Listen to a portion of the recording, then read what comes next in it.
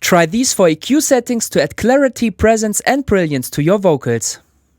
In this case, I used the FabFilter Pro Q4 because I want to make one band dynamic and another one spectral, but I always start with a low cut filter at about 100 Hz.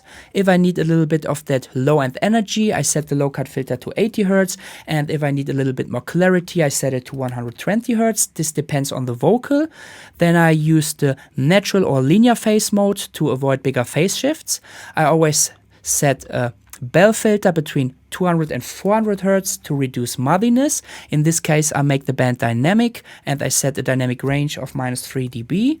I also adjust the threshold, the attack and release, and every time the frequencies exceed the threshold, the dynamic band starts to work and reduce the muddiness in this specific range. Then I set a high shelf filter at about 10K to add some brilliance to the higher frequencies. I also lower the Q to get this nice smooth EQ curve. Then I set another band also in the range between 8 and 10K, and I make the band spectral.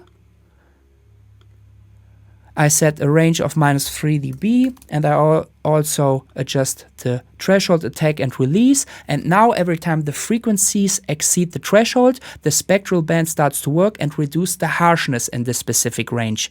So what we basically do is we reduce the rumble in the low end, we reduce the muddiness in the low mids with the dynamic band, then we reduce harshness in the higher frequencies, and we add some brilliance with this high shelf filter. Make sure that you use your ears and the solo function to make the right adjustments for your vocal. I hope this video was helpful. I will do another one about compression and settings that are a good starting point to get really consistent and powerful vocals.